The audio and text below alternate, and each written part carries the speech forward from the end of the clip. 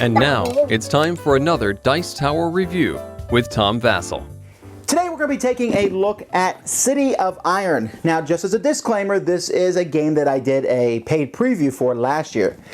City of Iron is a game that was made by the same people who made Empire of the Void, which was a four-player, send spaceships out, blow each other up, build empires. A game I liked enough, obviously, that it's on my shelf. City of Iron is a very different game from the same company, Red Raven Games. This is a straight-up what I would call Euro game, where you're trying to get resources and trying to get points. Now, many of my fans know that I tend to like these games often better than these games. But let me tell you this. This is a spoiler, I suppose. Right here's a spot. City of Iron is going on my shelf. This is the best Euro game that I have played in the last 6 months, easily. Let me show you why.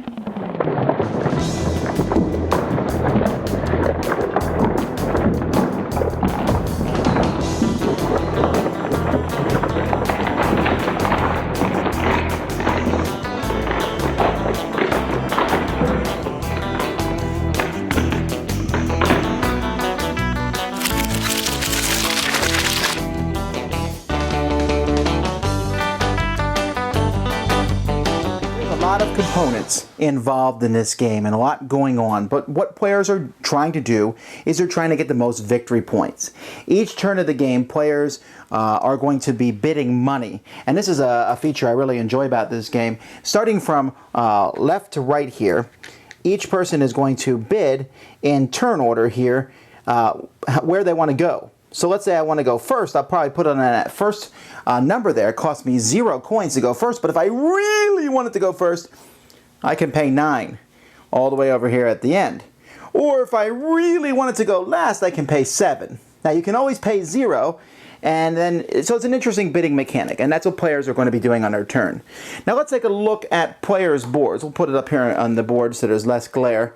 Each player has a board that they're going to get at the beginning of the game, and that board gives them a race. This is the humans race, what do they call it? The city-state of Ark, or you can have my favorite here, the Hogmen Republic. Each race is going to come with a bunch of cards for their race. Some of them are artwork for that race, others are generic artwork that are used for all the races, and each player is going to start with 2 decks of cards. Now these cards have 2 cards in them each.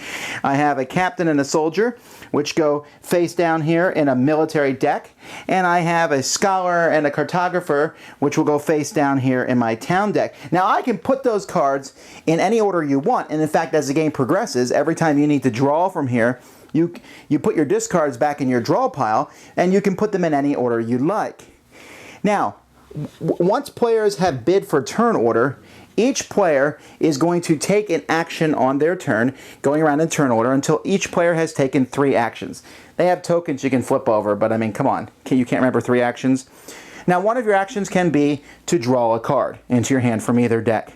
Another action can be to buy one of these building cards in the middle of the table. There are building cards in the deck, and they will come up as the game progresses. The buildings will get better and better. Many of the buildings, when you build them, have a cost at the bottom. You can see this one here, the Moss Garden, has a cost at the bottom where it's going to cost you 2 coins and 1 book. You also have to have a place to put this building. Now each player at the beginning of the game starts with a land. Let's say I start with the Emerald Hills here.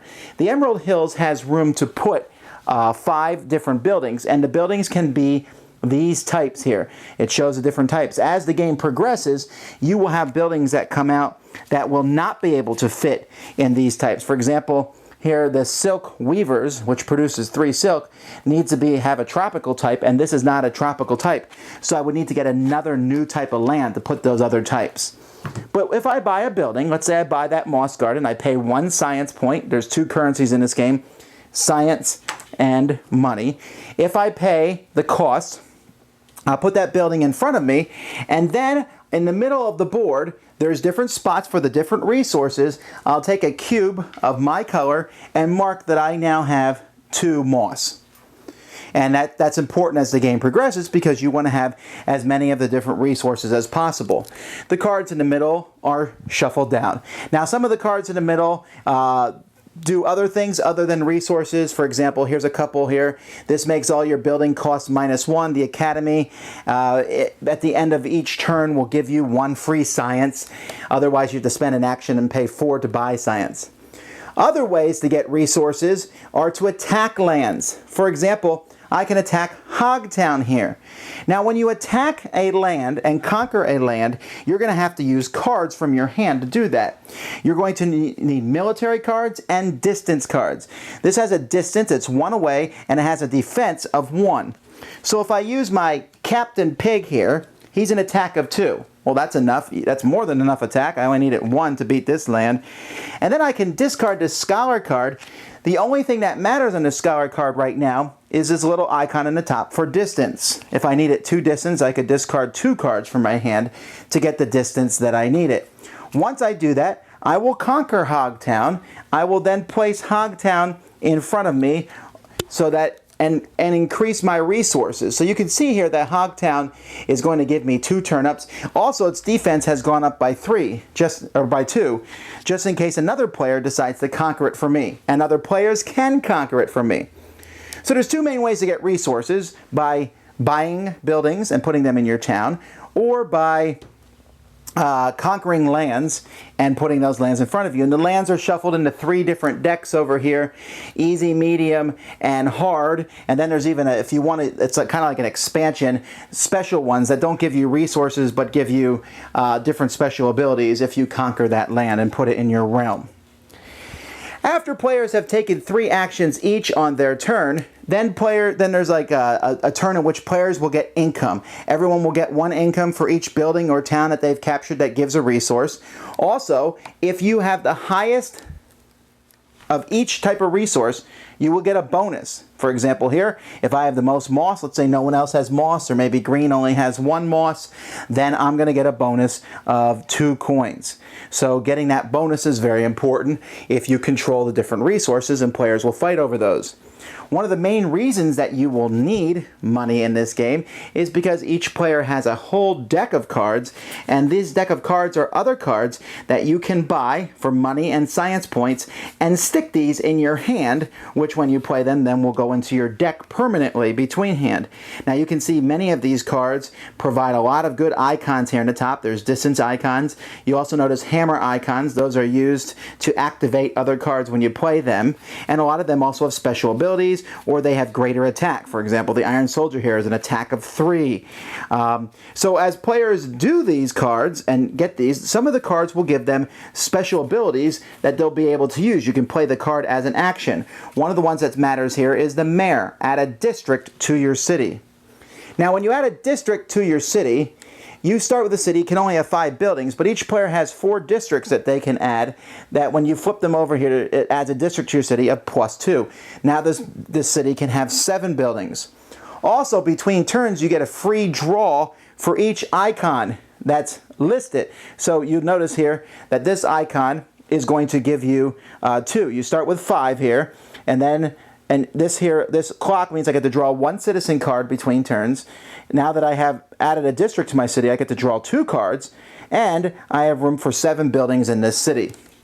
You can also use another card called the Explorer to go out and explore and find new lands. So I might take a land. I want this land because the land will give me more buildings I could put in my thing, but also more types of buildings.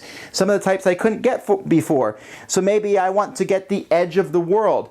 Now that's going to take 8 distance and an Explorer card for me to get, but hey, I'll finally be able to put those tropical type buildings in my area. So this is going to go back and forth as the game progresses. Every time someone conquers a town, one of these buildings is removed from the board. At the end of each turn, 4 buildings are taken off and they're all slid down, and you keep going.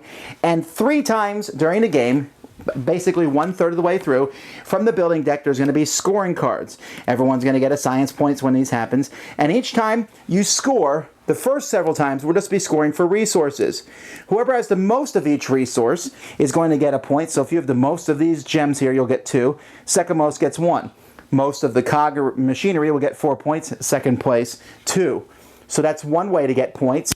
And then on the third scoring at the end of the game, there are many bonuses. For example, here, most coins 2, most distance 2, most of one good 2. And so there's a lot of extra bonuses.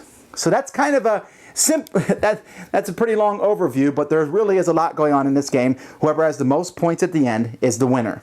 There's so much to like about this game. First of all, the artwork and production values are absolutely, well, whatever the word is, gorgeous, fantastic, fabulous. I really like them. It looks good. I like how some of the cards in each player's deck are reminiscent of their race. I like the Hogmen. I tend to gravitate towards them, and that's a lot of fun. But I also like just a wide range of options. I love the buying city cards in the middle and then sliding down. That's always a good mechanic. But I like how you can build up your military and go attack. You can buy buildings. You can decide to get travelers. You'll find for the first few turns you're looking through that deck of cards going, oh, I want to add so many of these cards, but I only have so much money. You can add 1, 2 cards each turn.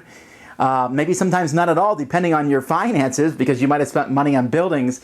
And you might think you're losing at the beginning, but as time goes by, you'll find that you're catching back up. There's just so many different things to do, different kinds of buildings. I love the bidding for turn order. I love picking the right cards to put in your deck that might give you actions. Like, for example, there's a tax collector.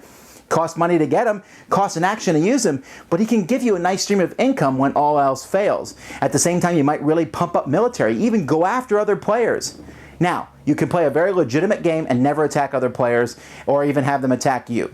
I've played games of this where no one attacked anybody, but that's very possible for it to happen, and so I like that option is available. So, if there's anything I dislike about the game, I guess there are special abilities for each of the races that you can use in the quote-unquote advanced game. They either have a special ability or they have special cards that they can put in their deck. I love that. I think that's a great idea, but I am kind of convinced that they're not balanced.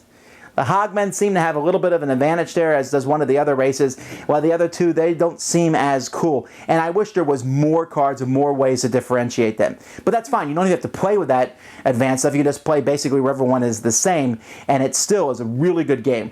The gameplay takes 90 minutes to 2 hours, but I'm very engrossed the whole time. There's a lot going on. I like that I'm not getting just your typical silk and gold, but there's like it has a little bit of this fantasy alien flavor to it.